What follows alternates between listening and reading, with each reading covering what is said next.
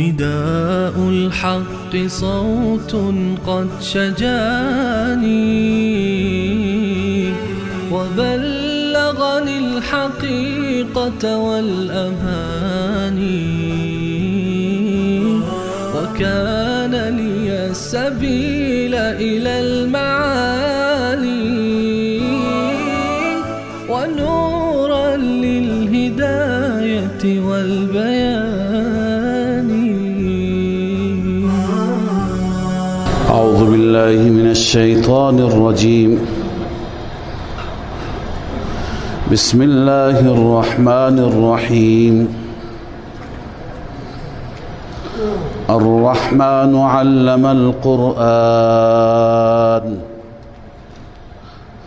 خلق الإنسان علمه البيان. الشمس والقمر بحسبان والنجم والشجر يسجدان والسماء رفعها ووضع الميزان ألا تطغوا في الميزان. صدق الله العظيم. اللهم صل على سيدنا محمد وعلى آله وصحبه.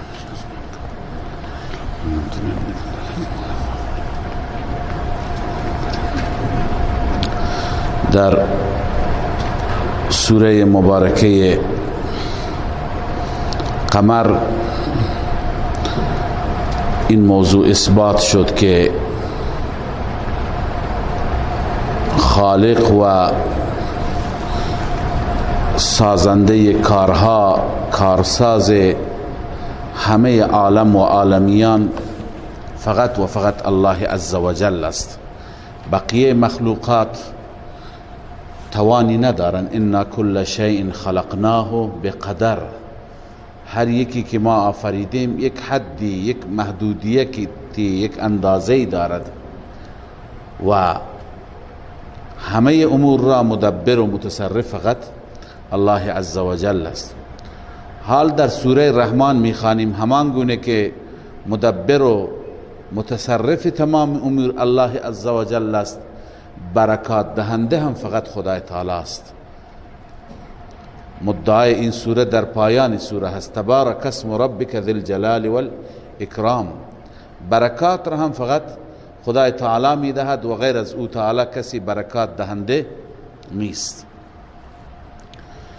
در این سوره مبارکه ابتدا که با الرحمن شروع شده، الرحمن در واقع مدعای سوره هست به نوعی، چون که الرحمن ذاتی هست که همه خوبی ها و همه خیر و همه نعمت ها از سوی او هست. هم به دشمنان خودش میده، هم به دوستان خودش میده.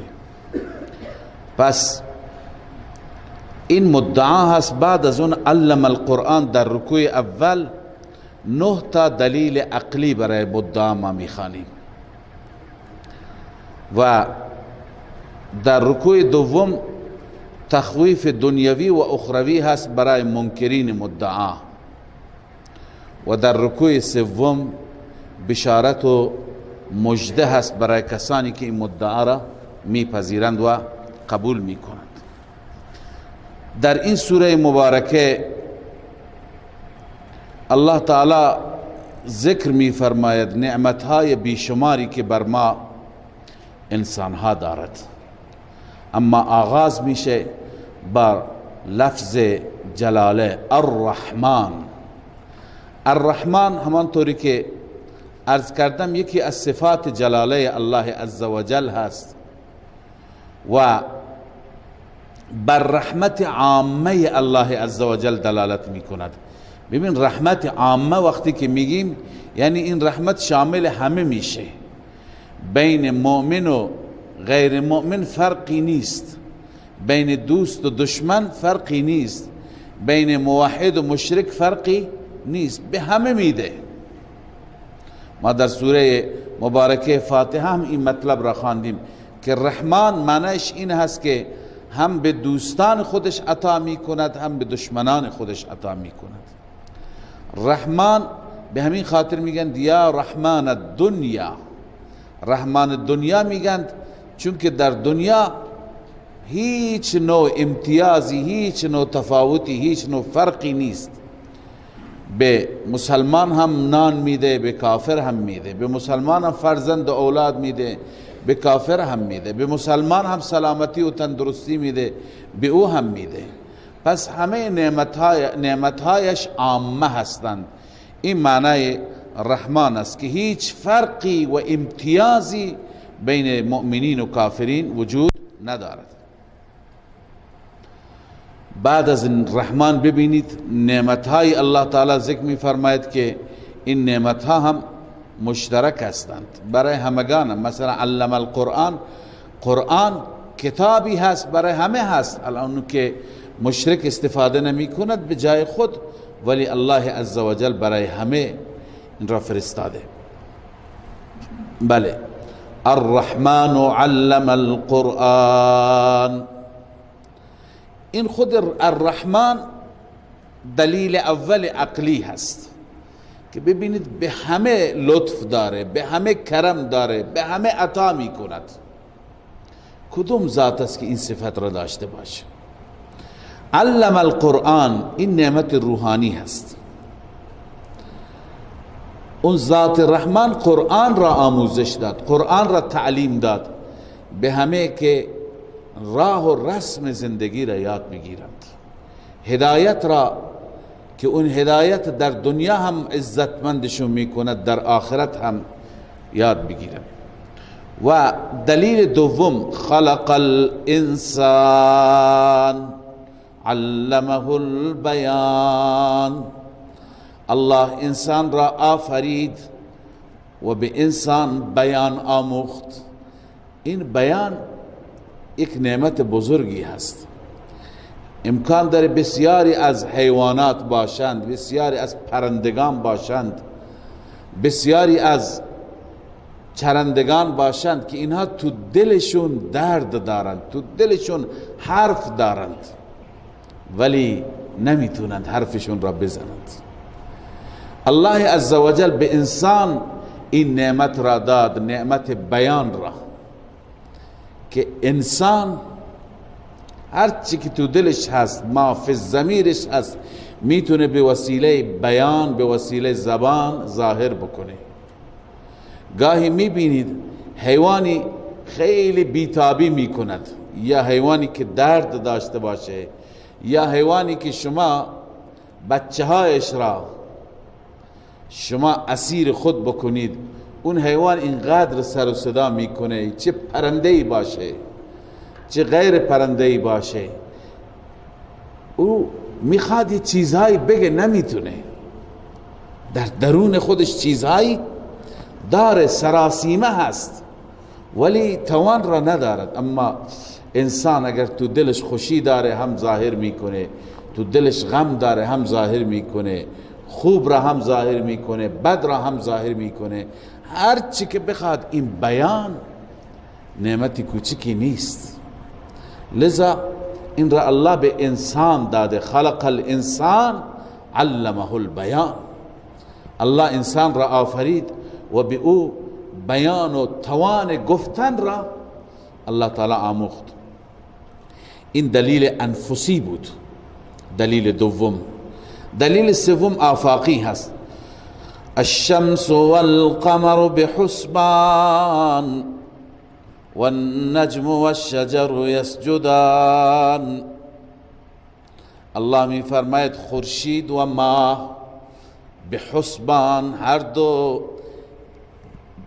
طبق یک حسابی جاری هستند، به حسبان را گفتند متعلق یجریان هستند، ای الشمس والقمر یجریان به حسبان، ماه و خورشید جاری هستند طبق یک حساب دقیق، حسابی که یک ثانیه بالا و پایین نمیشه. چنان نظمی هست که شما میبینید در همون وقت خاص که دیروز طلوع کرد، امروز بناس نیم دقیقه بعد از اون، فردا بناس نیم دقیقه بعد از این، همین وقت در طول سال رعایت میشه. مال خورشید، مال ماه، حساب هفته به دست ماست، حساب ماه به دست ماست، حساب سال به دست ماست. لذا اینها قدرت و نعمت الله عزوجل هستند، دلالت میکنند بر اون معبود به حق، اما انسان کمتر از اینها استفاده میکند، از این دلایل بهره میگیرد. والنجم والشجر یسجدان، و همچنین نجم میگویند به بوته به گیاهانی که ساق ندارند، گیاهانی که قد ندارند. و شجر به اون نباتاتی میگویند که ساق دارند، قد دارند، مثل خرما، مثل درخت توت، مثل درخت نمیدونم انار، بزرگ میشه. اما نجم اون نباتاتی را میگویند که اونها ساق و قد ندارند، مثلا نبات کدو، بادمجان، اینها دیگه بزرگ نمیشند، قد پیدا نمیکن. پس منظور سبزیجات و الافزار ها هست و شجر و درخت ها هست. یسجدان، همه خدا را سجده میکنند، اما سجده اینها را من شما متوجه نمیشیم. هر یکی از اینها عبادت مخصوصی دارد پیش الله عزوجل، و هم مراد از سجده لازم نیست مثل سجده من شما باشد که سجده ما جبین را به زمین بگذاریم.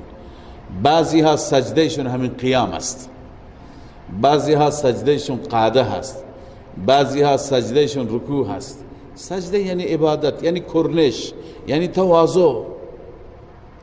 مثلا درختان دائما ایستادند، خدا گفته بیستید، این سجده اون هست.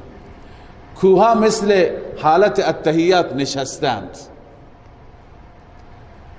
چارپایان مثل حالت رکوع هستند. اینا را علما مطالعه کردند، الان بعضی دقیق هم بعضی نیستن. پس الله تعالی می فرماید هر یکی به عبادت خودش، به طاعت خودش، به نیایش خودش مشغول است.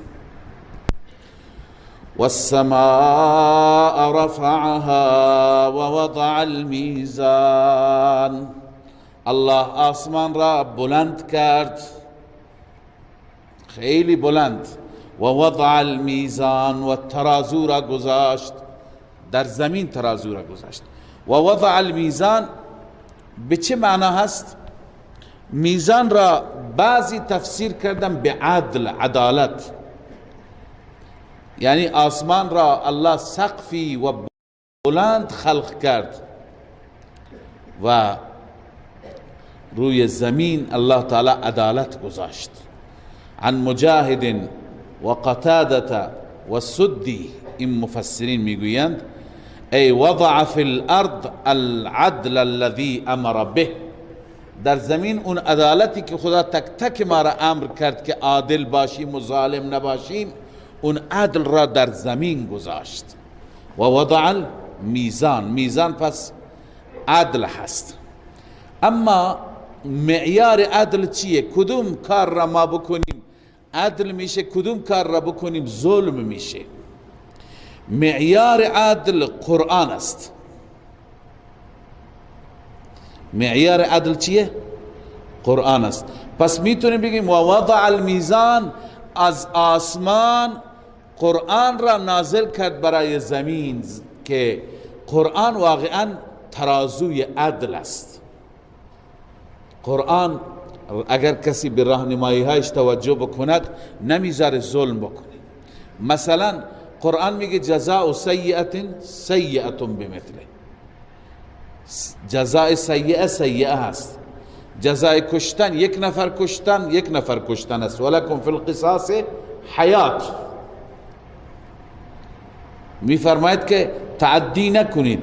قرآن میگه که 1,000,000 تومان دادی پس 1,000,000 تومان بگیر، 1,100,000 تومان نگیر که ربا میشه، این ظلمه.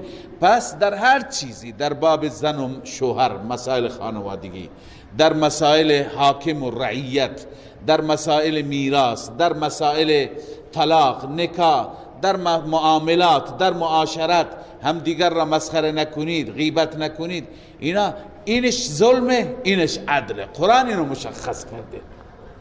پس بهترین ترازوی عدل چیه؟ قرآن است. این یک قول.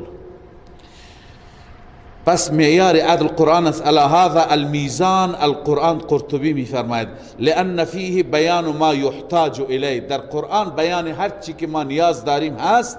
و هو قول الحسین بن الفضل. قرطبی.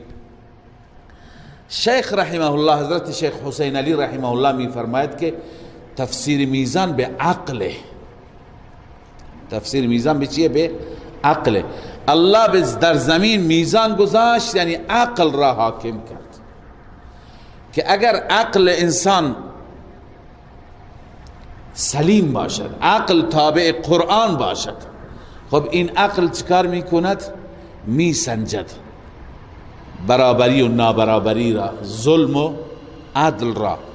علی ای حال، ولی منظور از همه چه قرآن باشه، چه عدل باشه، چه عرض کنم خدمت شما که عقل باشه، منظور همه این هست که الله تعالی می فرماید الله در زمین عدل را گذاشت که عدل حاکم باشه. الان شما را خطاب میکنه ای انسان ها، الله تطغوا فی المیزان، در عدالت شما طغیان نکنید که عدالت تبدیل به چی بشه؟ به ظلم بشه. سرکشی نکنید. و اقیموا الوزن بالقسط ولا تخسروا المیزان. وزن را با عدل و با انصاف بسنجید، قائم کنید، راست کنید و در میزان، در عرض کنم که ترازو کمی نکنید، به صورت مساوی هر دو پلهش باشه، یعنی ظلم نکنید. والارض وضعها للانام. الله عزوجل آن ذاتی هست که زمین را گذاشت برای مخلوقات. فیها فاکهة والنخل ذات الاکمام. در این زمین میوه های زیاد هست و همچنین نخل خرما است که ذات الاکمام، اونها دارای غلاف هستند، غلافشون پر از خرما هست. والحب ذو العصف والریحان.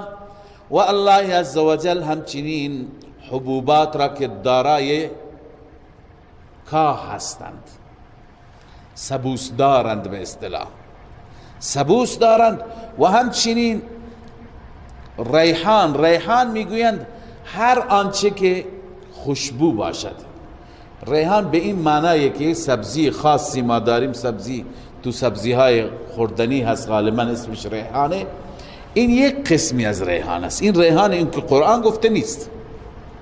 هر چی که خوشبو باشد بهش میگن ریحان. ببینیم ما دو نوع عرض کنم که به اصطلاح بوته یا علف بگیم داریم. یکی اونه که از اونها حبوبات به دست میاد، مثل گندم، جو هست، برنج هست و خوراکی ها. اصلا بعضی هستند از همین سبزیجات که خوشبو هم، مثل گل. هرچی که خوشبو معطر باشد اونها را چی میگن؟ ریحان میگویند. لذا هم خوشبوها را، هم اونهایی که باعث خوراکی شما هستند، همه را الله از زمین استخراج کرد. فبأي آلاء ربكما تكذبان. به کدام نعمتهای ربتان ای جماعت جنات و انسانها. اینجا صیغه تثنیه هست، خطاب جن و انس را هست. به کدام نعمتهای ربتان شما تکذیب میکنید. کسی سوال کرده بود که در کجای قرآن مجید هست که جنات هم به بهشت می روند یا به جهنم می روند. بحثی از جنات نیست. شما میگه جنات هم مکلف هستند. شما سوره رحمان را ببینید، خطاب از اول تا آخر با نعمتهایی که الله تعالی ذکر فرموده خطاب متوجه جن و انس است. بعد از رکوع اول که تخویف می آید، تو این تخویف اخرویش هم میاد، ذکر جهنم هم میاد، این برای جن و انس است. بعد از رکوع دوم که تبشیر و مژده هست برای جن و انس است. پس از اینجا استنباط میشه، گرفته میشه که عذاب اگر هست هم برای جن و انس هست، لذت و نعمت اگر هست هم برای جن و انس هست. لذا الله می فرماید فبأي آلاء ربكما تكذبان، به کدام نعمت های ربتان ای جماعت جنات و انسان ها شما تکذیب می کنید. رسول اکرم صلی الله علیه و سلم وقتی که این آیه را تلاوت فرمودند صحابه کرام ساکت گوش می کردند. آن حضرت صلی الله علیه و سلم فرمودند که جنات از شما بهترند. وقتی که این آیات برای جنات خوانده شد اونها جواب دادند، چون اینجا خدا سوال می کند به کدوم نعمت ها را شما تکذیب می کنید، کدوم نعمت ها را باور نمی کنید. اونها چه گفتند؟ اونها در جواب گفتند، جوابی که در حدیث آمده، ابن کثیر و روح المعانی ذکر کرده، لا بشیء من نعمك ربنا نکذب فلک الحمد. لا بشیء من نعمك ربنا نکذب فلک الحمد. ای پروردگار به هیچ نعمتی از نعمتهای تو ما منکر نیستیم، تکذیب نمی کنیم. فلک الحمد، همه حمد و ثنا برای تو. لذا بعد از اون صحابه هم گفتن مستحب اینه در بسیاری از آیاتی که الله تعالی استفهام فرموده، سوالی کرده، اون جوابی که لایق و مناسب است یا در حدیث آمده اون جواب را ما زمزمه بکنیم. ما وقتی که آیه را میشنویم بگیم. الله وقتی که میگه فبأي آلاء ربكما تكذبان، تو حدیث همین جواب آمده، ما هم بگیم لا بشیء من نعمك ربنا نکذب فلک الحمد. بار الها رب ما هیچ نعمتی را ما تکذیب نمی کنی، فلک الحمد. آیات دیگری هستند که جواب دارند، اونجا هم جواب انسان بده. مثلا در سوره تین هست الیس الله باحکم الحاکمین، اونجا باید بگیم بلا و انا علی ذلك من الشاهدین. خداوند حاکم احکم الحاکمین نیست، چرا نیست؟ منم جز شاهدین هستم. یا مثلا وقتی که الله می فرماید سبح اسم ربک الاعلی، باید بگیم سبحان ربی الاعلی. وقتی که الله میگه سبح اسم ربک العظیم فسبح باسم ربک العظیم، در پایان سوره واقعه است، بگیم سبحان ربی العظیم. لذا این آیاتی که جواب داره، یا آیه وقتی که بهشت و نعمت می آید اونجا از الله سوال بکنیم، وقتی که آیه عذاب و نقمت می آید اونجا به الله پناه ببریم. اینا جز مستحبات است. پس جنات به این مستحب عمل کردن، گفتن پروردگارا هیچ نعمت را تکذیب نمی کنیم، حمد مال تو هست. بله. خلق الانسان من صلصال، دلیل چهارم عقلی. خلق الانسان من صلصال كالفخار، الله آن ذاتی هست که انسان را آفرید از صلصال. صلصال یعنی گل خشک، گل خشک. کالفخار مثل سفال، سفال هم از گل خشک درست میشه اما تو کوره میبرند و میپزند. لذا الله میفرماید ای انسان ما شما را از این گل خشک آفریدیم، گل خشکی که مثل سفال هست. و خلق الجان من مارج من نار، و جنات را ما آفریدیم من مارج. مارج میگن شعله ای را که در اون دود نباشد. خالص فیه لهب لا دخان، اون شعله خالص که دخان ندارد، دود ندارد. جن را از اون آفریدیم، از آتش. فبأي آلاء ربكما تكذبان. ای جماعت جنات و انسان، کدوم نعمت ها را شما تکذیب می کنید؟ رب المشرقین و رب المغربین. الله آزادی است که رب هر دو مشرق است و رب هر دو مغرب. رب هر دو مشرق و هر دو مغرب است. این کلمه در قرآن کریم 3 بار تکرار شده. یه جای الله فرموده رب المشرق والمغرب، یک مشرق و یک مغرب. یه جا فرموده رب المشرقین و رب المغربین، اینجا فرموده. یه جای دیگه فرموده رب المشارق والمغارب. چون مخاطبین قرآن فرق دارند، یکی هست عامی به این مسائل توجه نمی کنند. اون فکر میکنه که مشرق یکی هست، مغرب یکی هست. صبح از این طرف طلوع میکند غروب و عصر این طرف غروب. لذا طرف غرب برایش مغربه، طرف شرق برایش چیه؟ مشرقه. از اینجا طلوع میکنه، اینجا غروب میکنه. خب برای او گفته شده رب المشرق والمغرب. اما بعضی که بیشتر دقت میکنند میدونند که در زمستان از یک ناحیه مشرق، در تابستان از ناحیه دیگه. زمستان از یک زاویه، تابستان از یک زاویه. مثلا در زمستان از این گوشه مشرق، در تابستان از این گوشه مشرق. خب نسبت به اونها چی گفته شده؟ رب المشرق. و همچنین وقتی که غروب میکند در زمستان یک گوشه یک زاویه، در تابستان یک زاویه. دقیق تر نگاه میکند. پس نسبت به او گفته شده رب المشرقین و رب المغربین. اما کسانی که دقت بکنند و ظریفتر نگاه بکنند، اونها میبینند و میدونند، بالخصوص کسانی که ترصد میکنند طلوع خورشید را، غروب خورشید را، اونا میدونه هر روزی خورشید با روز گذشته محل طلوع فرق میکنه. مثلا ما کل مشرق را به 360 قسمت تقسیم میکنیم، هر روزی از یک قسمتی. امروز از اولین، مثلا اول فروردین است به طور مثال، از اولین درجه، فردا از دومی، پس فردا از سومی، همینطور رفته رفته آهسته آهسته میاد تا به زاویه دیگه میرسه. پس برای اونها گفته شده رب المشارق و مغارب گفته شده.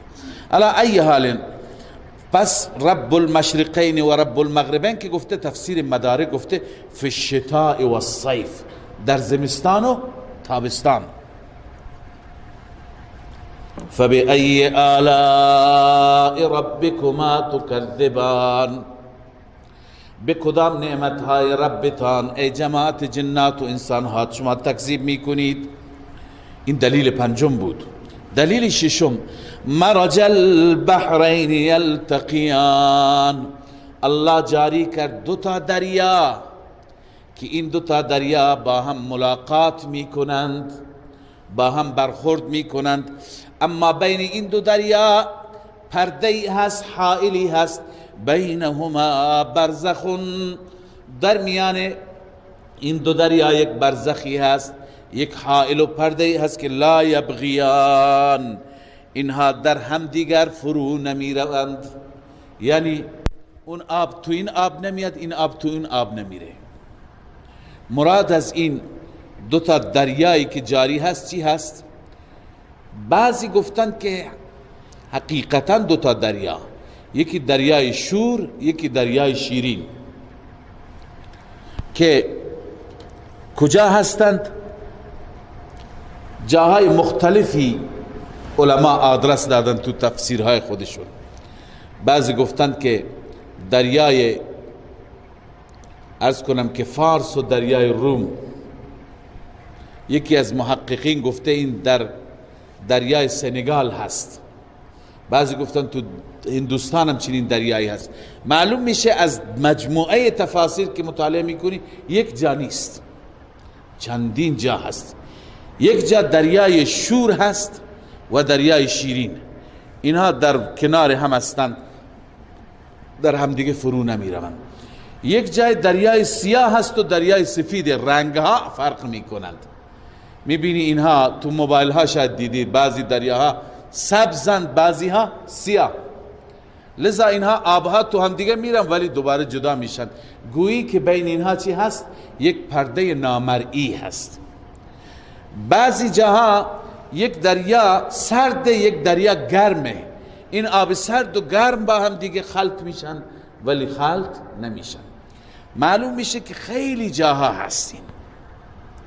اما مفسری به نام علامه شنقیطی رحمه الله که ایشون از مشاهدات خودش نوشته و من عبارتش را برای شما نقل میکنم، ایشون میفرماید ما مجموعه از دوستان حرکت کردیم از یکی از کشورهای افریقایی که به همین دریا بریم و این دریا را پیدا کنیم. لذا رفتیم. میفرماید خیلی جاها این نوع دریاها هست و هذا محقق الوجود فی بعض البلاد، در بسیاری از بلاد این محقق الوجوده، یعنی واقعا دو تا دریا هستند در کنار هم که اینها چی؟ آبشون قاطی نمیشه.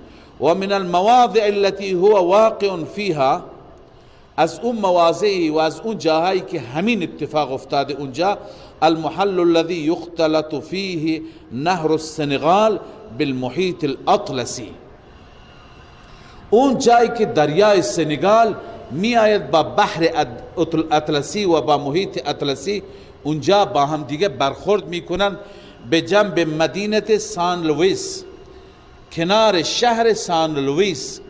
اونجا وقتی که میبینی همین دو دریا هستن، میگه ما با دوستان خودمون رفتیم اونجا، میگه حتی تو این دو دریا خودمون را شستیم. یک دریایی رفتیم دیدیم آب شیرینه، اون طرف دیگه چند کیلومتر رفتیم دیدیم که آبش شور هست. و میگه من خودم نبودم اونجا، اما یکی از دوستان و مرافقینم، همراهان سفرم که اونجا بود، اون رفت دقیق در همون نقطه‌ای که این مرز هست، مرز دریای شور و دریای شیرین. میگه در همون نقطه قرار گرفت، همون جا ایستاد تو دریا و دستهایش را، یک دستش تو دریای شور بود و یک دستش تو دریای چی بود؟ شیرین بود.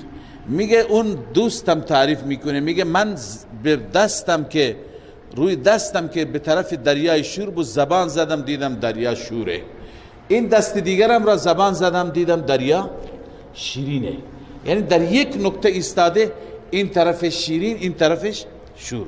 چنانچه میگه جاء احد المرافقین الثقات، یکی از همراهانم که مورد اعتماد است آمد فی محل اختلاطهما، همون جایی که دو دریا با هم قاطی هستند. و انه جالس، نشسته بود تو دریا، یعرف به احدى یدیه، یعرف به احدى یدیه عذبا فراتا، یکی از دستهای خودش را که میچشید خیلی شیرین بود، یعنی اون آبی که روی دست بود، و بالاخرى ملحا اجاجا، دست دیگرش شور و خیلی تلخ.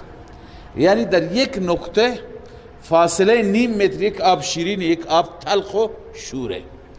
پس خیلی ها هستن، این عرض کنم این دریاها در بسیاری جا هستن. همیشون نقل کرده میفرماید که یکی از دانشمندان که دنبال میکرد وجود خدای عزوجل را و دلائل را دنبال میکرد، میگفت که وقتی که چشمم به این آیه سوره مبارکه رحمان افتاد و اینجا درباره دو تا دریا صحبت میکرد که دو تا دریا با هم هستند و آبهایشون در هم دیگه قاطی نمیشوند و آبشون هر یکی به حال خود باقی میمانه، با خودم گفتم اگر این چیزی که تو قرآن آمده اگر راست باشد، پس این دلیل قوی هست بر دو چیز: یکی این که واقعا خدایی هست، دوم این که محمد صلی الله علیه وسلم فرستاده خداست.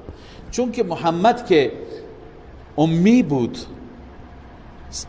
به مکتب نرفته بود، ناخوان بود، اون که هیچ جا هم نگشته مگر یکی دو تا سفر تجاری رفته، اون در اون زمان که هیچ امکانات هم نبوده، داره از این مسائل علمی، و دقایق علمی صحبت میکنه با چه اعتماد به نفسی، پس قطعا به او وحی می آمده و درست میگه اگر این حرف درست باشه. لذا میگه که من رفتم دنبال کردم آیا چنین دریایی هست، رفتم بالاخره دریا را پیدا کردم، نگاه کردم دیدم بله همونطور که قرآن گفته این دریا هست. از اونجا به بعد به حقانیت اسلام پی بردم که واقعا این کتاب به حق خداست و این پیامبر الهی هست که خودش تا آخر این لحظات این دریا را ندید، اما برای ما چگونه تعریف می کند. لذا الله می فرماید مرج البحرین، الله جاری کرد هر دو دریا را که یلتقیان، به ظاهر با هم دیگه ملاقات می کنند، بینهما برزخ لا یبغیان، بینشان برزخ هست یعنی پرده هست که لا یبغیان، در هم دیگر تعدی نمی کنند، تجاوز نمی کنند، این آب با اون آب خلط نمیشه. فبأي آلاء ربكما تكذبان، به کدام نعمت های ربتان ای جماعت جنات و انسان ها منکرید، تکذیب میکنید. یخرج منهما اللؤلؤ والمرجان، از همین دریاها لؤلؤ و مرجان مرواریدها و مرجان خارج میشه، البته از دریای شور، منهما من مجموعهما. فبأي آلاء ربكما تكذبان وله الجوار المنشآت في البحر كالأعلام، برای الله عز وجل هست کشتی های منشآت، کشتی هایی که جاری هستند. منشآت کشتی هایی که جوار جاری هستند در دریا. کل اعلام، این کشتی ها به قدری بزرگند مثل کوه. کشتی رو میبینی فکر میکنی جزیره است، از دور نگاه میکنی اون جزیره اسمش چیه، میپرسی میگه اون جزیره نیست، اون کشتیه. فکر میکنی کوهی هست تو دریا، مثل کوه بلند وسیع. لذا الله میفرماید فبأي آلاء ربكما تكذبان، به کدوم نعمتهای ربتان ای جماعت جنات و انسانها تکذیب میکنید. خب اینها بودن دلائلی که الله عزوجل بیان فرمود در بخش اول. بعد از این البته هنوز صفات رب العالمین ادامه دارد و بعد از این تخاویف شروع میشه. الله میفرماید کل من علیها فان، هر کسی که بر این زمین هست فانی میشه، یا در این دنیا هست، در این عالم هست، فنا میشه یعنی سیذهبون و یموتون اجمعون، همه میمیرند، همه میروند، همه کوچ میکنند. و یبقى وجه ربک ذو الجلال والاکرام، میماند آن ربی که ذو الجلال است. ذوالجلال صفت ذاتیه، اکرام صفت اضافیه، یعنی ذوالجلال به خودش مربوطه، خودش جلال داره، عظمت داره. اکرام نسبت به ماها را الله عزوجل اعزاز می فرماید، به ما نعمت میده. بعضی گفتن ذوالجلال و اکرام این یکی از اسماء اعظم است. شما میدونه اسم اعظم صفت خداست. در حدیث آمده وقتی که شما اسم اعظم را بخونید و دعا بکنید دعایتون قبول میشه. بعضی گفتن یا حی و یا قیوم است، بعضی گفتن یا ذوالجلال والاکرام است. همیشه که دعا میکنی بگو یا ذوالجلال والاکرام، لذا دعایت انشاءالله قبول میشه. فبأي آلاء ربكما تكذبان يسأله من في السماوات والأرض، از او سؤال میکند، از او میخواهد، مطالبه میکند. هر چی که در آسمان و زمین است، مخلوقات سماوی، مخلوقات ارضی، همه از الله میخواهند، به همه میده. کل یوم هو فی شأن، هر روز یعنی هر لحظه اون در مشغولیت است. شأن یعنی چی؟ مشغولیت. منظور اینه که لحظه ای نیست که برای الله عزوجل العیاذ بالله لحظه استراحت باشه، شب باشه، روز باشه. برای اون که شب و روزی نیست، برای ما انسان ها هم اگر من حیث المجموع نگاه کنیم، اینجا اگر شب است اون گوشه دنیا روز است، اونجا روز است اینجا شب است. پس الله تعالی هر لحظه به بندگان رسیدگی میکنه. معنیش اینه، تفسیر مدارک نوشته کل وقت و حین یحدث امورا و یجدد احوالا، هر وقت و هر لحظه اموری حادث میشه و کارهای تجدید میشه، احوال تجدید میشه. کما روی عن النبی صلی الله علیه و سلم تلاها، چنانچه روایت شده که رسول الله وقتی که این آیه را خواند کل یوم هو فی شأن فقیل له و ما ذلك الشأن، یا رسول الله این شأن چیه که خدا مشغوله؟ فرمود و قال من شأنه، از شأن الله این است که ان یغفر ذنبا، یک لحظه گناهی را میبخشه، و یفرج کربا، یک لحظه یک مصیبتی را دور میکنه، و یرفع قوما، یک لحظه یک قومی را عزت میده، جایگاه میده، و یضع آخرین، یک لحظه دیگه قومی دیگه را پایین میاره. پس هر لحظه مشکل یکی را حل میکنه، برای یکی مشکل درست میشه. کل یوم هو فی شأن به این معنی است لحظه لحظه، ساعت به ساعت الله تعالی به امور بندگان خودش رسیدگی میکند. فبأي آلاء ربكما تكذبان سنفرغ لكم أيها الثقلان. الله از اینجا به بعد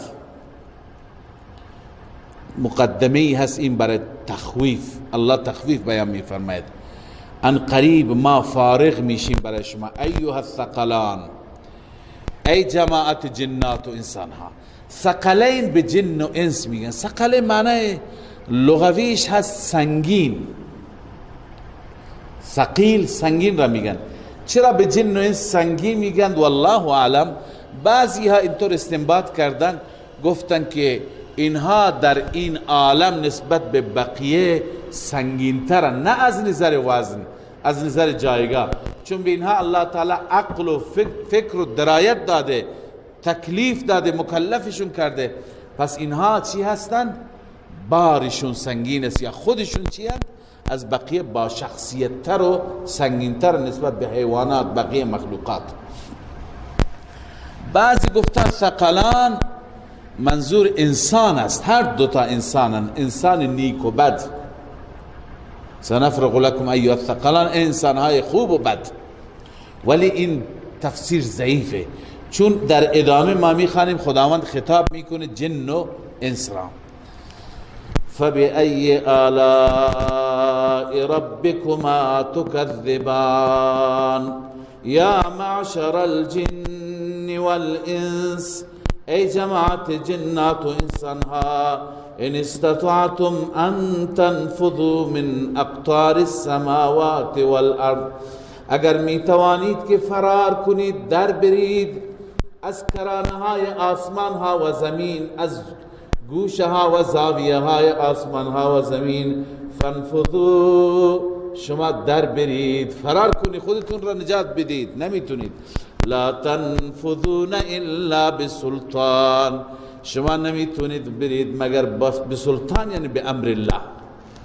خدای عزوجل اگر امرش باشد و اجازه بدهد بله، و الا شما نمیتوانید در برید. فبأي آلاء ربكما تكذبان يرسل عليكما شواظ من نار. ببین این ذکر هم انسان هم جن در جهنم. یرسل علیکما شواظ من نار. بعضی این اعتراض را میکنن، بعضی اعتراضات بیجا هستن. خب جن خودش از آتش، چطور او را آتش میسوزانه؟ آتش جن را چطور؟ الله وقتی بخواد عذاب بده، برای الله چی مشکله؟ گرچه انسان خودش از خاک، ولی خاک کلوخی بزن تو سرش دردش نمیگیره. ولی بس اینه که الله داره میگه که من اینها را عذاب میدم، میسوزانم، میسوزه دیگه. یرسل علیکما شواظ من نار، بر آنان فرستاده میشه شواظ، شعله‌ای از آتش بر جن و انس که او را میسوزد. و نحاس فلا تنتصران،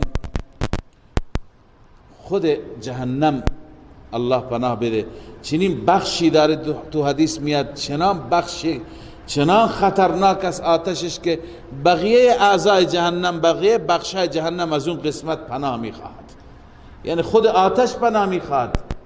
پس چطور جن را الله نمی سوزاند؟ و نحاس، و علاوه از آتش فلزهای گداخته شده هست، منظور فلز ذوب شده هست یا سرب ذوب شده. سرب وقتی که ذوب بشه و ریخته بشه بر مجرم، سبحان الله، اون چی میشه؟ فلا تنتصران.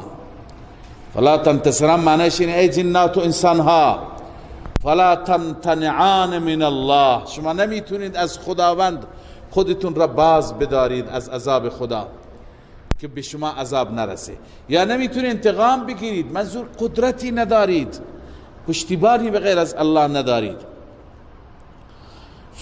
فبأي آلاء ربكما تكذبان فإذا انشقت السماء فكانت وردة كالدهان. وقت عذاب کی هست؟ زمانی که آسمان شکافته میشه، فکانت وردتا، سرخ میشه. ورد گل سرخ را میگن، گلگون رنگ میشه، گلگون میشه. وردتا چی میشه؟ گلگون میشه، یعنی مانند گل میشه، سرخ. کدهان، مثل دهان میشه. دهان میگوین چرم قرمز رنگی که قرمز شده باشه، رنگ زده شده باشه، قرمز بشه. بعضی اینجا گفتند که اصلا رنگ اصلی آسمان ها قرمز است، ولی الله عزوجل، الله تعالی آسمان را که پیدا کرد، در میان ما و آسمان ها هزاران سال نوری فاصله هست و خدا میدونه در وسط چه عجایب و چه مخلوقاتی هست. ما که آسمان ها را با این فاصله میبینیم، آسمان ها را به این رنگ آسمانی میبینیم، و الا اصل رنگش قرمز است. والله اعلم. مثالی گفتم، مثل رگ های دستتون را نگاه کنید، رگ پر از چیه؟ خونه. رنگ خون چیه؟ قرمز است، ولی هر کی رگش را نگاه بکند رگش کبود مانند است، نه؟ رنگش چیه؟ کبوده، تمایل به سبزه. پس در حالی که توش خون قرمز است یا خون سیاه است، ولی به هر حال کبوده. پس اونطور به ظاهر معلوم میشه. بعضو این تکلفی هست، آسمان رنگش هرچی هست، ولی الله میفرماید اون روز این آسمان تکه پاره میشه. اذا السماء انشقت، شکافته میشه و رنگش فکانت وردتن، گلگون میشه، کدهان، مثل چرخ سرخ. فبأي آلاء ربكما تكذبان. این حیبت اون روز، وحشت اون روز. اما الله می فرماید فیومئذ لا يسأل عن ذنبه انس ولا جان. در آن روز از گناه سوال نمیشه هیچ انسانی و نه جنی که چرا گناه کردی، چرا مجرم هستی. خود به خود جرم، گناه از چهرهش میبارد، مشخص از چهرهش که گناهکاره. الله تعالی به اونها سیمایی میدهد، شکلی میدهد که مشخصه. چنانچه تفسیر روح المانی گفته و سیماهم علی ما روی عن الحسن سواد الوجوه. این مجرمین چهرهایشون چی هست؟ سواد الوجوه، سیاه، چهرهش سیاه هست. و زرقت العیون، اما چشمانش کبود. چقدر بد شکل میشه انسان، چشمش سیاه باشه، چشمش کبود باشه و رنگش سیاه باشه. و قیل ما یعلوهم من الکعبة والحزن. بعضی گفتند هم به سیما هم، اینا همه به سیما هستند، ما برای رفون سیمایشون در اون روز معلومه. سیما به خاطر اینکه حزنش و غمش زیاد هست.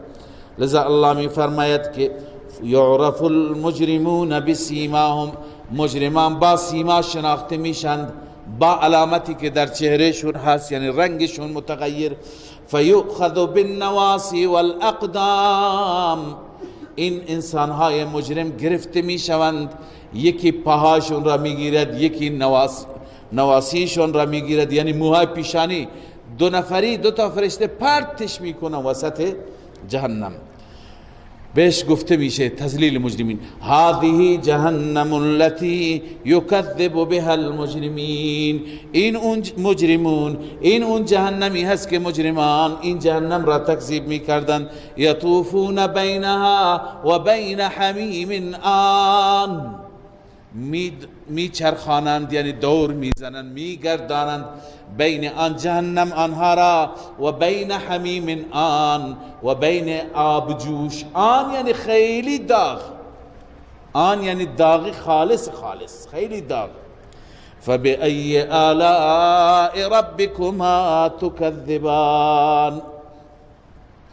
خب اینها تخویف بودند، شرایط سخت و بد قیامت برای مجرمین که الله عزوجل من شما را از مجرمین نگرداند.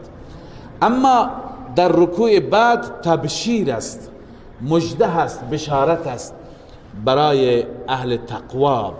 ببینید این بهشت برای کی هست؟ همون صفت را پیدا کنید.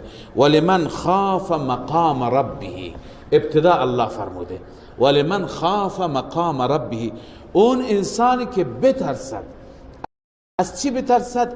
از قیام امام ربش، از ایستادن و حضور جلوی ربش. مقام رب کجاست؟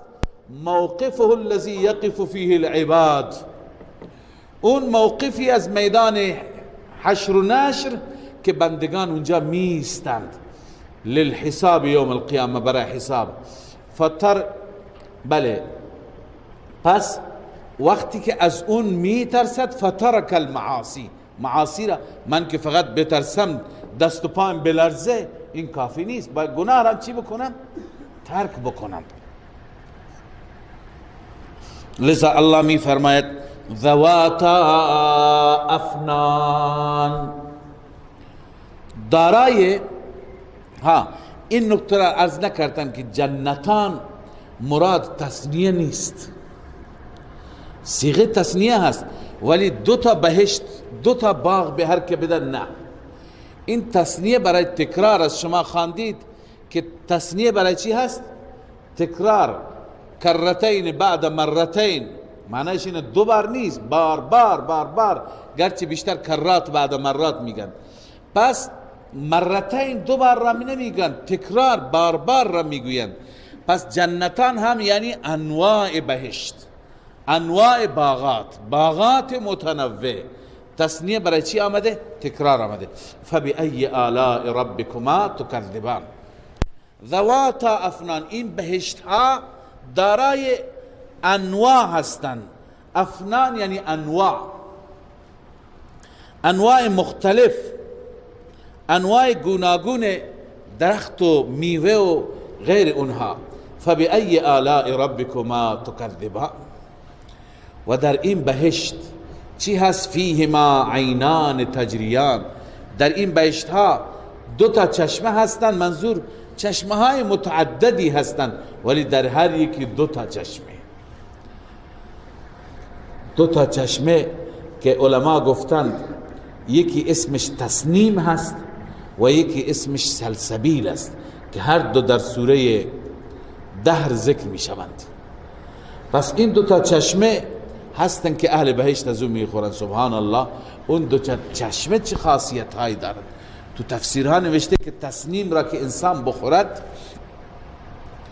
و آب را که بنوشد، اون چشمه آب را، این تبدیل به عرق میشه، از بدن انسان آب خارج میشه، انسان اونجا از فضلات، از دستشویی بلا نسبت فارغه، هر چی میخوره عرق میشه. اما این عرقهایش چنان بوی خوشی دارد که از مشک هم چی هست؟ خوشتر است. لذا الله می فرماید فیهما عینان تجریان فبأي آلاء ربكما تكذبان فیهما من كل فاکهة زوجان، در آن بهشت از هر میوه انواع مختلف است. گفتیم دیگه تصنیه را به تکرار ما ترجمه میکنیم. انواع مختلف است، فقط دو نوع نیست، انواع مختلف. فبأي آلاء ربكما تكذبان متكئين على فرش بطائنها. اهل بهشت تکیه دادند بر فرش، بر عرض کنم که رخت خوابهایی که بطائنها من استبرق، بطانه میگویند اون آستر را، قسمت پایینی را، پوشی که قسمت پایینی هست، اون از ابریشم چی هست؟ از ابریشم زخیم است. و جن الجنتین دان، معلوم میشه که اون که بالایش هست اون از ابریشم نازک است. و جن الجنتین، نزدیک فرموده الله عزوجل هر دو باغات را، دان نزدیک کردنی.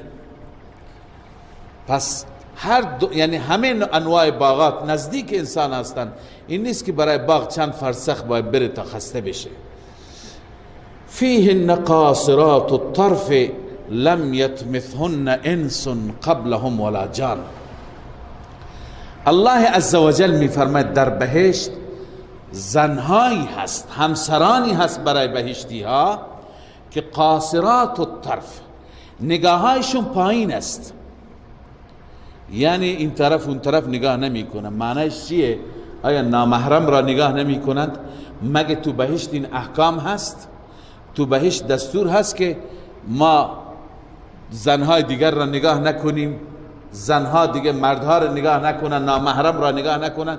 چنین بحثی نیست. اونجا هیچ حکمی از احکام مرتب نیست، هیچ دستوری برای ما تکلیف نشده.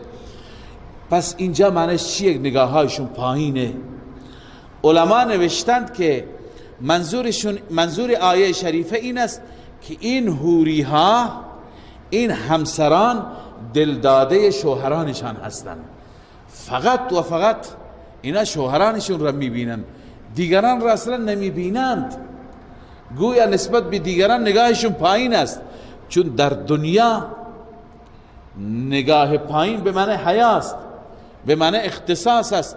که یعنی مثلا یک مردی میگه با حیا است، معنیش اینه که هیچ زن نامحرمی را نگاه نمیکنه، فقط همون خانه حلال خودش. زنم همچنین. پس این اون بعدش مد نظر است، یعنی دلداده شوهر، عاشق شوهر.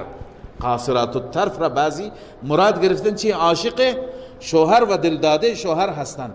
و این حوری ها و این همسران لم یطمثهن انس قبلهم ولا جان، اینا را دست نزده انسانی قبل از این و نه جنی. منظور دست نزده چی؟ به معنی این هست که اینها مخصوص همین شوهران هستند، قبلا زنان کسانی دیگه نبودند. فبأي آلاء ربكما تكذبان كأنهن الياقوت والمرجان. گویا اینها یاقوت و مرجان هستند. این بیان حسن صورتشون است، زیبایشون هست، چنان زیبا گویا یاقوت و مرجانه. عرض کنم که سنگ سرخ و مرجان هست از نظر درخشندگی، از نظر زیبایی که می درخشند از زیبارویی. فبأي آلاء ربكما تكذبان. بعضی ها سوال میکنند، سوال هم کردند در گذشته، شاید الانم به ذهن کسانی بیاد که برای خواهران چی هست؟ اینجا هرچی تعریف برای مردان هست، برای زنان چی هست؟ اولا این تعریفات همه نعمتهای بهشت که اختصاصی مال مردها نیستند.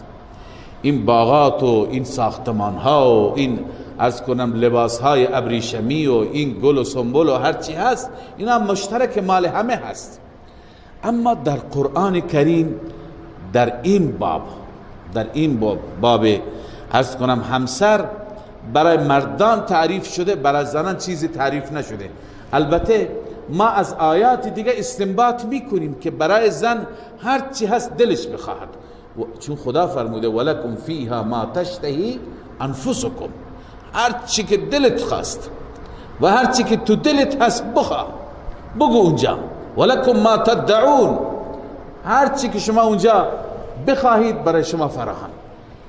ولی شاید این برداشت بنده هست، شاید الله عزوجل بسیاری از چیزها، چون ما در دنیا در حالت تکلیف هستیم، یعنی ما مکلفیم به بعضی چیزها، و یکی از اون تکالیفی که الله ما را اینجا به اون مکلف کرده حجب و حیا هست. اینجا الان بعضی چیزها شاید تذکرهشون تی این دنیا مناسب نباشه، اما اونجا یک عالم دیگه هست، اونجا از این بحثا هیچ وجود نداره، بس بعضی از چیزهای اونجا اینجا گفته نمیشه. فقط همین سربسته مختصر کوتاه ولکم فیها ما تشتهی انفسکم، هر چی که مرد بخواد، هر چی که زن بخواد، هر چی که تمنا بکنه، هر چی آرزو در دل داشته باشه آرزوش برآورده میشه، بالاتر از این چی میخواد؟ لذا الله می فرماید که هل جزاء الاحسان الا الاحسان، یعنی نیست جزای احسان مگر احسان. احسان تو در دنیا اخلاص داشتی، الله عزوجل اونجا با تو احسان میکند. احسان در دنیا به چی اطلاق میشه؟ یکی این که احسان عمل را میگند، ما جزاء الاحسان فی العمل الا الاحسان فی الثواب، عمل کردی در عمل خوب بوده احسان داشتی، یعنی فقط برای خدا هر کار را انجام میدادی، احسان به معنی اخلاص دیگه. الله هم احسان میکنه بهت، یعنی ثواب و پاداش بیکران بهت میده. دوم احسان در عقیده، ما جزاء التوحید الا الجنه، وقیل ما جزاء المراد ما جزاء التوحید الا تو در دنیا احسان کردی، موحد بودی، یکتا پرست بودی، الا الاحسان جزای چیه؟ بهشت است، همین بهشتی که الله تعریف میکند. فبأی آلاء ربکما تکذبان. خب این بهشت مال خاصان بود، مال انسانهای بلند مرتبه مقرب. تو سوره واقعه هم با صراحت بیشتر میخوانیم که نیکان دو گروه هستند، یکی مقربین، یکی اصحاب الیمین، عموم مردم. از اینجا معلوم میشه که اینها هم همون مقربین هستند، از اینجا و من دونهما عموم مردم هستند. الله می فرماید و من دونهما جنتان، بغیر از اون دوتای اولی پایینتر از اون، یعنی چند درجه پایینتر، جنتان انواع دیگری از بهشتی از باغات است. فبأی آلاء ربکما تکذبان، این باغات چه اوصافی دارند؟ الله می فرماید مدهامتان، ادهیمام میگویند یک چیزی که تمایل به سیاهی باشد.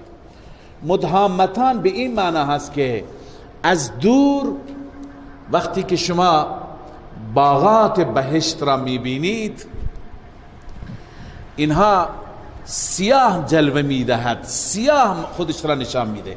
این سیاهی کنایه از غلظت درختان، انبوه درختان است. شما یه جایی که زیاد سرسبز باشه از دور نگاه بکنی سیاهی، پس سیاهی کنایه از سیاه درختان زیاد. فبأي آلاء ربكما تكذبان فيهما عینان نضاختان، در اون بهشت چشمهایی هست، یا در اون باغات چشمزارهایی است که نضاختان فواره میزند. فبأي آلاء ربكما تكذبان، ای جماعت جنات و انسانها به کدام نعمتهای ربتان منکرید و آنان را تکذیب میکنید. فیهما فاکهة و نخل و رمان، در آن بهشت میوه هست، خرما هست، انار هست، اما اینها نامشون این هست، کیفیت با اون چی که در دنیا قابل مقایسه نیست. فبأي آلاء ربكما تكذبان حور مقصورات في الخیام، همچنین برای بهشتیان، برای این عموم بهشتیان حورهایی هست که اون حورها مقصورند. حور به معنی زن سفید، مقصورند. یک آیه من فیهن خیرات حسان، در اون بهشت خیرات، خیرات اینم صفت زنهاست، زنهای خوبی. حسان یعنی حسان الوجوه، چهرههای بسیار زیبایی دارند. از رسول الله صلی الله علیه و سلم پرسیدند، حضرت ام سلمه رضی الله تعالی عنها، تفسیر این آیه یا رسول الله خیرات حسان یعنی چه؟ حوران بهشتی خیرات حسان هستند. رسول الله فرمود فقال خیرات الاخلاق حسان الوجوه، بحر المحیط. خیرات الاخلاق حسان الوجوه یعنی اخلاق خوب دارند و چهره‌های خوب و زیبا دارند. پس این برای کی هست؟ برای بهشتی ها در قسم عامه هستند، در بهشت هست. حور مقصورات، این خیرات حسان کیا هستند؟ حورهایی هستند که اینها بند شدند در خیمه ها. مقصورات الان شما خواندی قاصرات الطرف، اینجا مقصورات، مقصورات به معنی زندانی نیست. مقصور یعنی محبوس برای همین شوهر، مخصوص همین شوهر، همون معنی دل داده میشه، همون معنی عرض کنم اختصاصی میشه، اختصاص به همین شوهران دارند. فبأي آلاء ربكما تكذبان لم يطمثهن انس قبلهم ولا جان، اونها را دست نزده، همخوابی نداشته با آنها هیچ انسانی قبل از آنها، قبل از این بهشتی ها، و نه هیچ جنی. فبأي آلاء ربكما تكذبان متكئين على رفرف خضر و عبقری حسان، اینها تکیه دادند بر رفرف خضر. رفرف به معنی بالشت های رنگارنگ، بالشت های نگارین، یا عرض کنم خدمت شما پشتی ها، پشتی همون بالشت هست، پشتی های نگارین، رفرف، خضر سبز رنگ هستند، و عبقری و همچنین قالیچه هایی که حسان بسیار زیبا هستند. الرفرف ثياب خضر تتخذ منها المجالس الواحد رفرفه، لباس های سبز رنگی را میگویند که عرض کنم از اونها برای جلسه، به اصطلاح برای مجالس، برای انسانهای با شخصیت چی درست میکنند؟ به اصطلاح کناری که روی اونها مینشینند.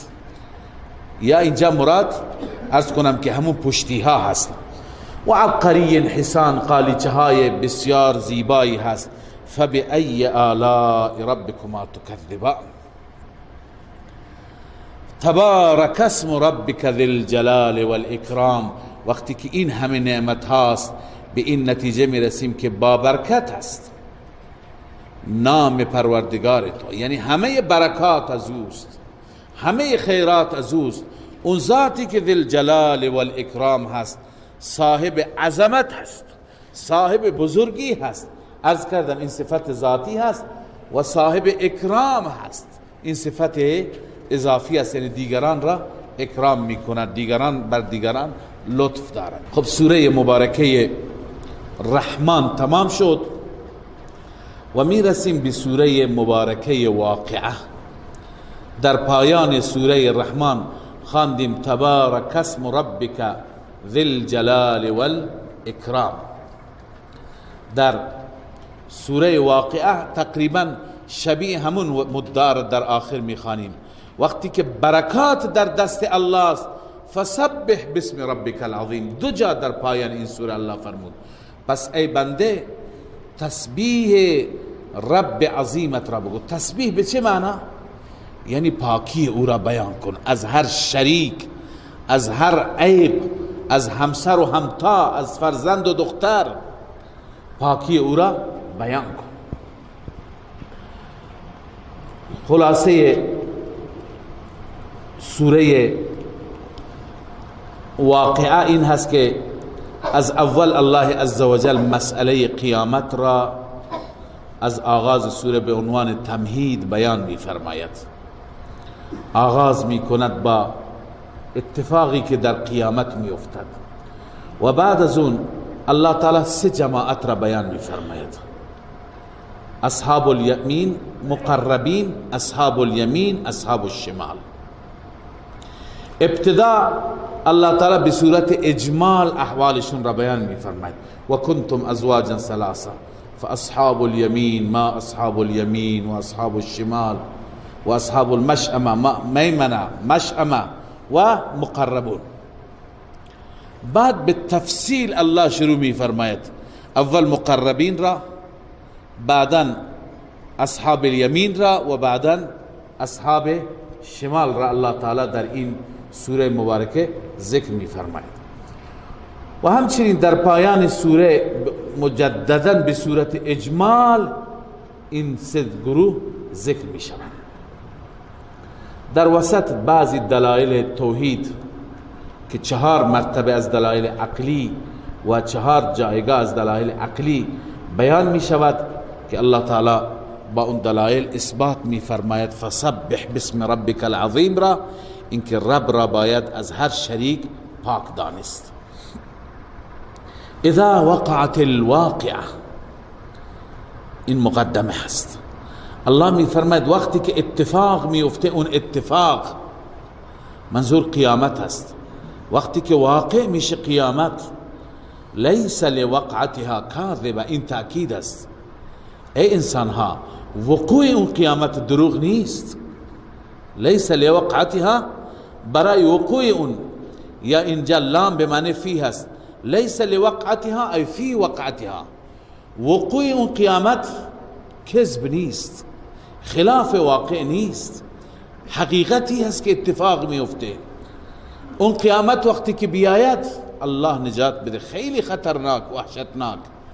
اما انسانها را بعضی را بالا میبره، بعضی را پایین. خافضة الرافعه، بعضی را پایین میبرد. کسانی که جرم کردند تو دنیا عزیز بودند، ذق انک انت العزیز الکریم، تو دنیا با شخصیت بودند اما به دستور الله عمل نکردند. خافضتون، اینها را پایین میآورد. و کسانی که تو دنیا فقیر بودند، نادار بودند، جایگاهی نداشتند، اونها را بالا میبرد. اذا رجت الارض رجا و بست الجبال بسا، الله می فرماید وقتی که تکان داده میشه زمین تکانی. ابتدا قیامت که شروع میشه با زلزله شروع میشه. اذا زلزلت الارض زلزالها، اون نفخه که دمیده میشه، نفخه که زده میشه، سور زده میشه، زمین به لرزش در میاد. وقتی که زمین به لرزش در بیاد و اخرجت الارض اثقالها، تمام دفینه های خودش را زمین بیرون میندازه، همه انسان ها میان بیرون، چه خبره؟ لذا الله می فرماید اذا رجت الارض رجا، وقتی که به شدت تکان میخورد زمین تکان خوردنی. و بست الجبال بسا، و کوها پودر میشوند پودر شدنی. بست ای فتتت فتن، آرد میشه، پودر میشه. حتی صارت کالسویق المسبوس، مثل اون آردی که چی شده اون را پودر کردند و آردش کردند، مثل اون میشه کو. بله. و کنتم ازواجا ثلاثه، شما مجموعه مکلفین جن و انس را شامل میشه. شما 3 گروهید. اول 3 گروه را الله تعالی به صورت خلاصه بیان می فرماید: فاصحاب المیمنه ما اصحاب المیمنه، اصحاب یمین. ما اصحاب المیمنه، چقدر خوبند. این فضیلت اجمالیه. این ما استفهام است، اما استفهام تو اون تفضیل است. استفهام بعدی که درباره مشأمه است تو اون مذمت است. چرا یکی تفضیل یکی مذمت؟ خب از سیاق معلوم میشه. اونی که اصحاب الیمین قابل چی هست؟ قابل تعریف هست. اونی که اصحاب الشمال قابل نکوهش هست. لذا الله می فرماید فاصحاب المیمنه ما اصحاب المیمنه، اصحاب یمین چه زیباست اصحاب یمین. و اصحاب المشأمه ما اصحاب المشأمه، کفار مراد هستند. اصحاب الشمال اونایی که اعمال نامه به دست چپ گرفتند، چه بد است چه نازیباست اصحاب مشأمه. والسابقون السابقون اولئک المقربون. الله می فرماید اونهایی که سبقت کردند و سبقت کردند. سابقون این از اون پیشی بگیر، اون از این پیشی میگیره. پس سابقین که از همدیگه سبقت میگیرند، از همدیگه پیشی میگیرند. مراد انبیا هستند، صدیقین هستند، شهدا هستند، خاصان هستند. الله خواص را بیان می فرماید اولئک المقربون، اینها مقربین دربار رب العالمین هستند. فی جنات النعیم، اینها در باغاتی هستند که سراپا نعمت، یعنی از اول تا آخر بغیر از نعمت چیزی دیگه شما نمی بینید. خب اینها چقدر هستند جمعیتشون؟ الله می فرماید ثلة من الاولین و قلیل من الاخرین. این سابقون، این مقربون یک دسته بزرگ هستند. ثله دسته بزرگ را میگن، از اولین از پیشینیان، و قلیل من الاخرین از آخرین تعداد کمی هستند. پس ببینید یک تفسیرش که ظاهرا هر کسی نگاه میکنه همینه که ثلتون دسته بزرگ یعنی از امتهای پیشین و از امت ما کم هستند. گرچه دل انسان یه مقداری نگران میشه ولی خب توجیهی هم داره. اون اینه که در این امت ما یک پیغمبر بوده صلی الله علیه و سلم، اما در امتهای دیگر هزاران و ده ها هزار پیغمبر بوده. پس اونا همه انبیا را نگاه کنین، صدیقین اونها را نگاه کنین، جمعیت خیلی زیادی هست. به این خاطر در مقربین از امتهای پیشین بیشتر است و از این امت خاصان که تعدادشون زیاد نیستند اینها هستند. اما بعضی معتقدند که مراد از ثلة من الاولین و قلیل من الاخرین اینجا بحث امتهای دیگه نیست. اولین یعنی اولین همین امت، آخرین همین امت. منظور این است که جمعیت بزرگی از اولین، از خیر القرون، از زمان رسول الله، از زمان صحابه، تابعین، تبع تابعین، از اون زمان در میان مقربین مقرب زیاد است. اما انسانهای آخر الزمان الله نجات بده همه در فتنه ها گرفتار هستند. اصحاب الیمینشون هم کم هستند اما مقربین که خیلی کمند. چنانچه تفسیر مظهری نوشته فالقول الثانی فی هذا المقام و هو الراجح. تفسیر ابن کثیر نوشته قول راجح هم همینه، و هو ان یکون المراد بقوله ثلة من الاولین، دسته بزرگی از اولین، یعنی من صدر هذه الامه، از صدر این امت، از اول این امت دسته بزرگی است. و قلیل من الاخرین ای من هذه الامه، از این امت آخرینشون کم هستند. علی ای حال علی سرور موضونت، اینها بر تختهایی هستند که موضونت کنار هم گذاشته شدن، چیده شدن. متکئین علیها متقابلین، تکیه دادن بر آن تختها، متقابلین روبروی هم هستند، نشستند و صحبت میکنند، جلسه دارند. یطوف علیهم ولدان مخلدون، بر آنها دور میزنند، میچرخند بچه هایی که مخلدون همیشه بچه هستند. اونا یه وقتی بزرگ نمیشن چون اونا برای خدمتند، به همین سن خدمت میمانند به اکواب و اباریق، با جامهای و اباریق جمع ابریق است. ابریق اون ظرفی را میگویند که تو اون نوشیدنی چیزی میگذارند، شراب چیزی میگذارند و خرطوم داره، لوله به اصطلاح داره، خرطوم داره، له خرطوم. و کأس من معین، و همچنین جامی از شراب خالص، از شراب خالص اونجا برای اونها هست. لا یصدعون، از این شراب که بخورند الله می فرماید لا یصدعون عنها ولا ینزفون، سردرد نمیگیرند از آن. ولا ینزفون معنیش اینه که سرگیچه هم نمیشوند. ای لا تصدع رؤوسهم من شربها، سرشون درد نمیگیرد از نوشیدنش. ولا یغلب علی عقولهم ولا یسکرون منها، بر عقلشون غالب نمیاد، سکر و نشگی بر اونها نمیاد. و فاکهة مما یتخیرون، میوهی که اونها خودشون انتخاب میکنند. و لحم طیر مما یشتهون، گوشت پرنده، اون گوشتی که دلشون بخواد. پرنده شکاری خیلی گوشتش لذیذه. و حور عین، و همچنین برای اونها حور هست، حوری هایی که چشمهای درشت دارند، که امثال اللؤلؤ المکنون، مثل مرواریدی که پوشیده شده و مخفی شده. چون مروارید خیلی چی هست؟ خیلی درخشنده است، زود غبار بر او منشیند.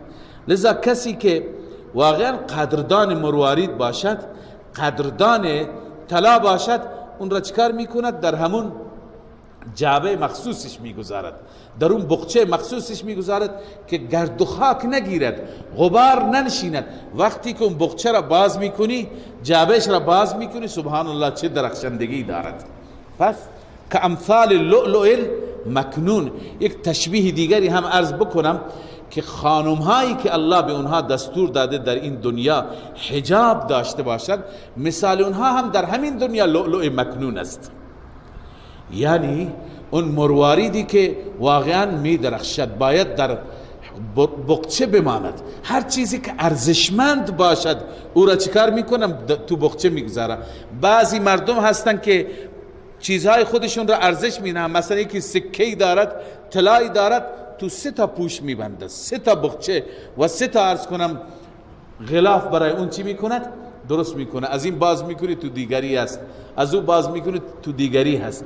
لذا پس کسانی را اسلام گفته که در پرده بمانند که واقعا ارزشمندند، واقعا اسلام برای اونها ارزش قائله، مثل مروارید هستند، مثل لؤلؤ مکنون هستند.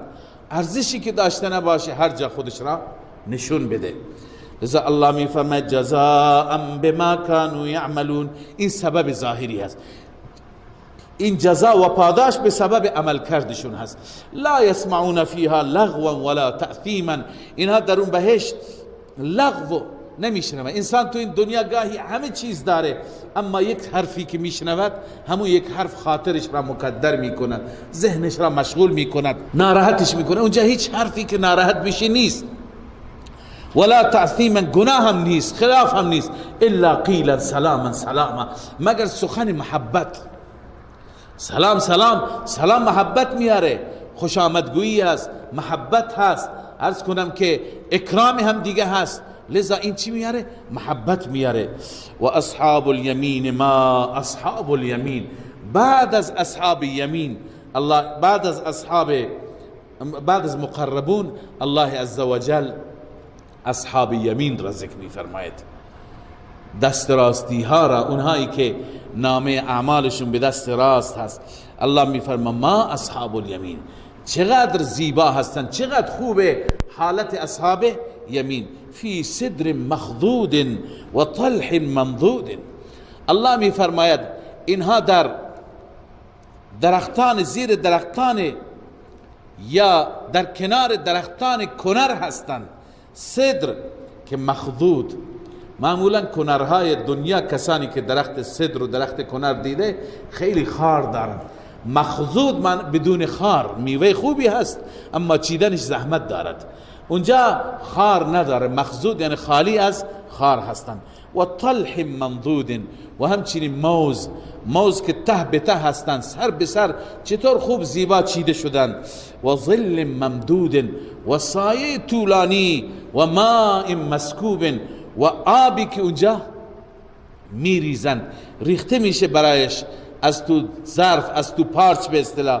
و فاکهة کثیره، و الله می فرماید میوه های بسیار زیادی که لا مقطوعه ولا ممنوعه، نه اینها قطع میشن، بعضی میوه ها در دنیا در موسم خاص قطع میشن، ولا ممنوعه، هیچ کسی جلوگیری نمیشه از این میوه ها. و فرش مرفوعه، اونجا برای انسان فرش بلند مرتبه هست. مراد از فرش از کنم که همسران هستند که تشبیه داده شدن به رخت خواب. فرش رخت خواب را میگن به دلیل از کنم که اینکه اونها همیشه با انسان، با مرد یا با زوج خودشون، مرد با زن، زن با مرد، روی رخت خواب همیشه استراحت میکنن. به این خاطر تشبیه به فرش داده شدن. انا انشأناهن انشاء، الله میفرماید ما اونها را ایجاد کردیم ایجاد کردنی. اما بعضی گفتن اینجا فرش منظور همون رخت خواب است. خب رخت خواب حتما مکان نه مکینی داره، اون مقدر است که بر این رخت خواب ها همسرانی هست که این همسران انا انشأناهن، یعنی ما از آغاز از ابتدا اونها را درست کردیم. اینجا اشاره به این هست که حوری ها چنین مخلوقی نیست که از دنیا رفته اونجا، همونجا خدا اینها را خلق میکنه. این همسران دنیا اینها جایگاه خودشون را دارند، ولی اونها را الله میفرماید انا انشأناهن انشاء، ای ابتدأناهن ابتداء جدیدا، ما اونها را از ابتدا آغاز کردیم. فجعلناهن ابکارا، الله میفرماید ما اونها را باکره قرار دادیم. عربا اطرابا، عربا یعنی محب به این معنی که با شوهرانشون محبت دارند، عشق و علاقه دارند. اطرابا هم سن و سال هستند، لاصحاب الیمین، برای اصحاب یمین، یعنی از نظر سن و سال و عمر اینها نزدیک هم هستند.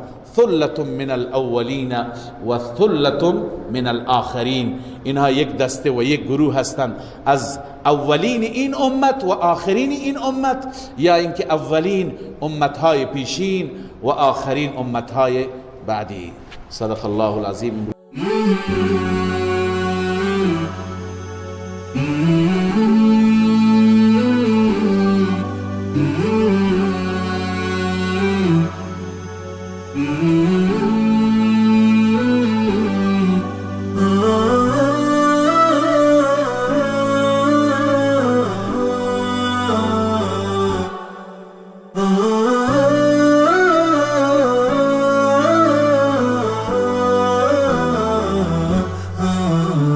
نداء الحق صوت قد شجاني، وبلغني الحقيقة والأماني، وكان لي السبيل إلى المعالي، ونورا للهداية والبيان.